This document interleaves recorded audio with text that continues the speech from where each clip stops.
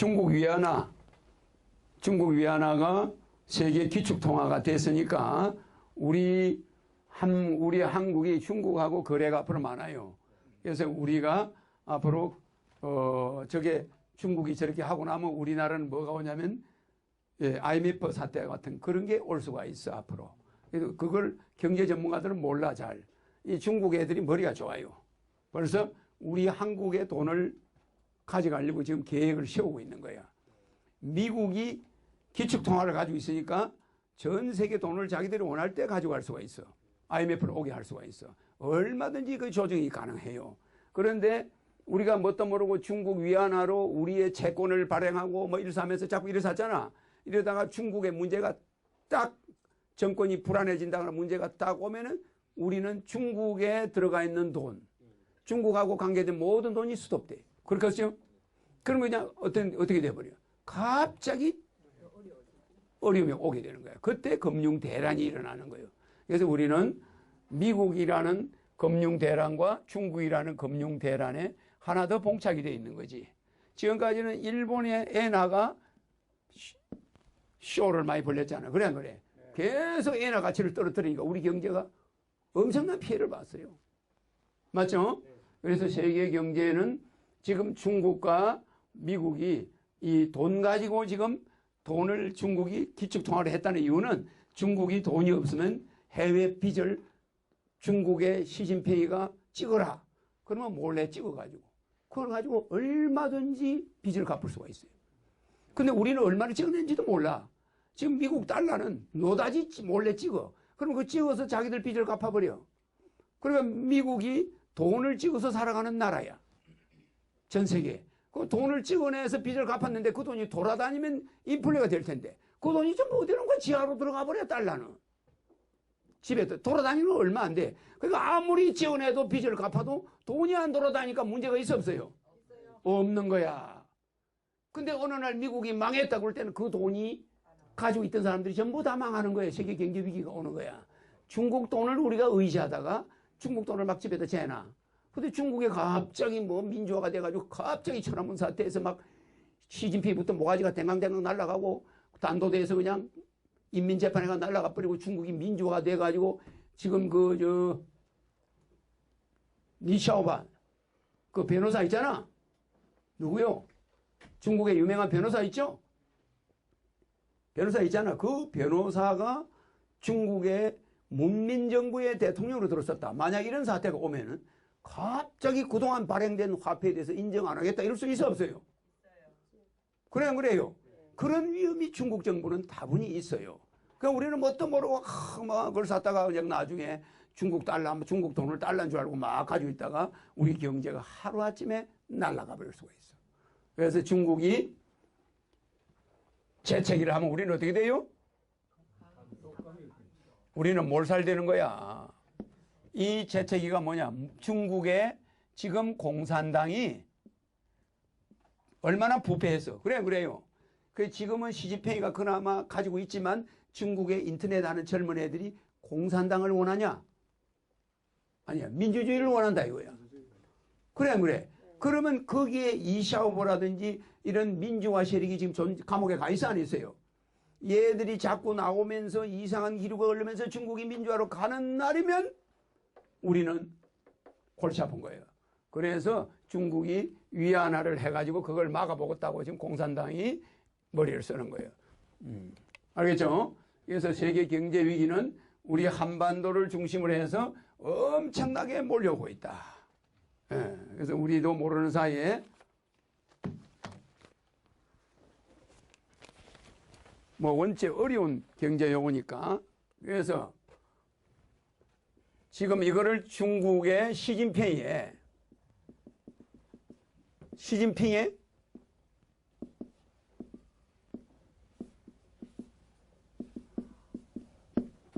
유신 정책이란 말이야. 유신 알죠? 유신이라는 게 뭡니까? 혁명. 일본이 저렇게 발전된 거는 메이지 위신이 있었죠? 일본이 만약에 메이지 위신이 없었으면 일본이 없어. 저렇게 되지 않아. 그러니까 일본의 정치인들이 일본을 유신을 해가지고 박 대통령이 그 유신을 박 대통령도 유신해서 안 했어요? 예? 박정희 대통령도 유신을 했단 말이야. 박정희 대통령도 유신을 했어요. 그 다음에 불교도 종교도 유신을 해요. 카톨릭에서 개신교로 유신을 한 거야. 카톨릭이 개신교로 유신해서 안 했어요. 그 다음에 불교는 한용운이 뭐죠? 근대 불교 유신론. 한용운이가 근대 불교 유신론이라고. 에? 이 한용운이가 근대 불교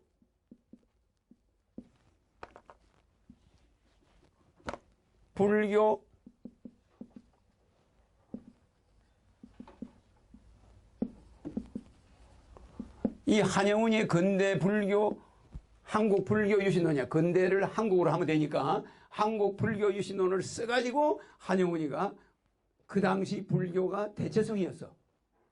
일본 애들이 막 큰 절도 다 차지하고 장가간 사람들이 다 차지하고 있었는데 갑자기 한영훈이가 불교 유신론을 들고 나오면서 불교에서 정화운동이 일어나. 조계종에서. 그러니까 정화운동이 일어나면서 그냥 한영훈이의 불교 유신론이 그냥 불교계를 확 뒤집어가지고 다시 장가간 중들이 해인사, 통도사 절을 다 뺏어가지고 다시 비구성들이 불교를 고려시대처럼 만든 거예요. 저 스님 맞아 안 맞아요? 네, 그렇습니다. 불교도 유신을 해서 살아남았어. 그런데 지금 중국이 경제를 유신한다 이 말이야. 근데 우리나라는 지금 미국의 저거버거라는 사람 있죠? 햄버거 동생. 저거버거라는 사람이 무슨 유신을 했죠?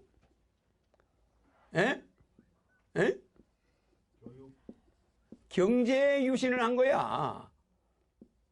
맞아요.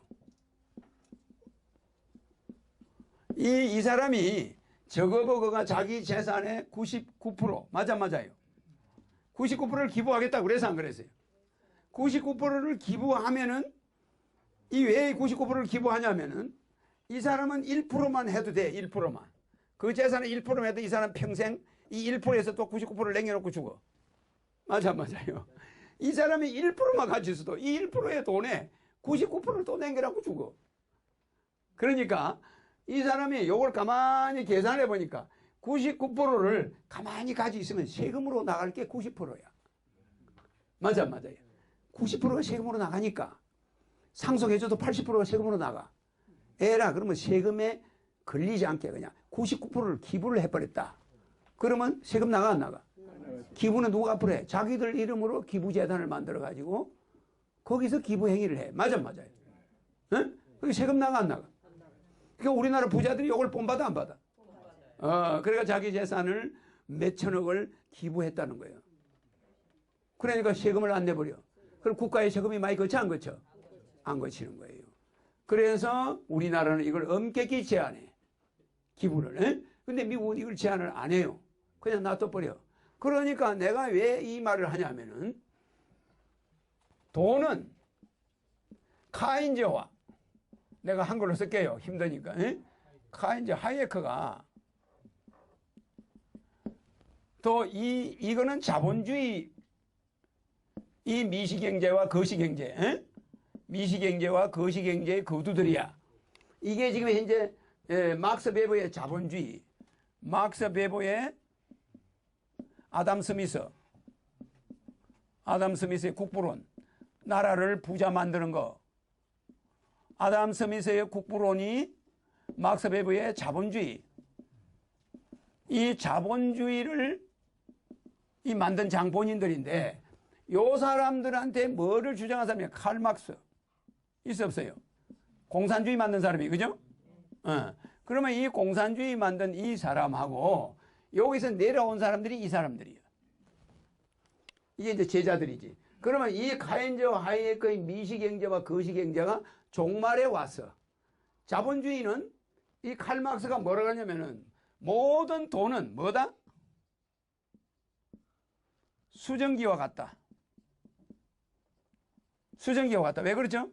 돈은 여기다가 넣고 돈을 물로 불불 끓이면 돈이 하늘로 올라가 안 올라가? 부자들한테는 막 계속 가 돈은. 중산층의 재산이 앞으로 한 10년 있으면 전부 상류층으로 올라가 버려요. 거짓말 하는 거 아니에요? 그 상류층의 재산은 또 재벌한테로 가버려요. 그래서 돈은 맨 위에 있는 사람이 싹 금어지게 돼요. 그래서 미국은 1%의 상류층이 미국 돈의 50%를 가지고 있고 5%가 미국 돈의 90%를 가지고 있어. 그래 안 그래요? 그러니까 점점 갈수록.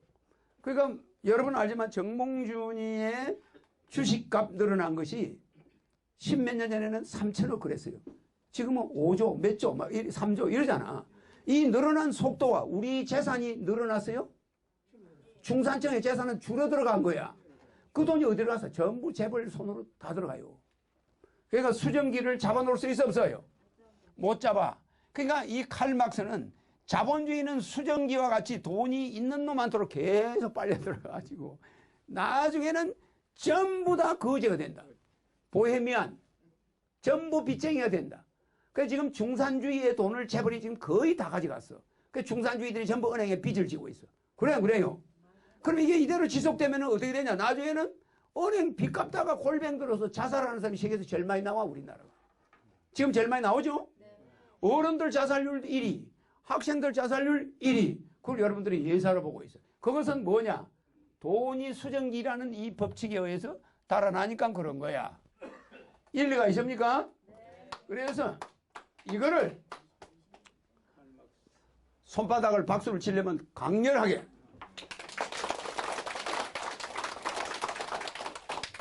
자, 이 인체 모세혈관이 제일 많이 모인 데가 뺨이 아니고 손바닥이야. 그럼 이걸 한번 쳐주면은 피부 색깔이 1%씩 좋아져요. 그 하루에 100번 치면 피부가 미스 코리아처럼 바뀌어. 근데 절대 인색하게 박수를 안 쳐. 네. 그래, 길을 지나가다가 얼굴색이 좋은 사람은 강의장을 많이 다닌 사람이야. 피부색이 좋아. 근데 얼굴이 시커멓고 막 빛이 안 나는 사람은 박수 안 쳐본 사람이야. 맨날 가서 자기 아내 뒤통수나 때리고 이런 사람이야. 에? 알겠어요? 박수 치는 걸 너무 인색하면 안 돼. 그러면 이런 구조를 내가 다 알고 이 자본주의를 지금쯤 고쳐야 돼, 안 고쳐야 돼? 그렇다고 자본주의를 없애버릴 수는 없잖아. 그래서 이거를 지금 저 경제인들이 머리가 IQ가 200 미만이야. 아무리 좋아봐야 150이야. 그러니까 IQ 430. 우주를 만든 IQ. 그 무한대 IQ를 말해. IQ 100하고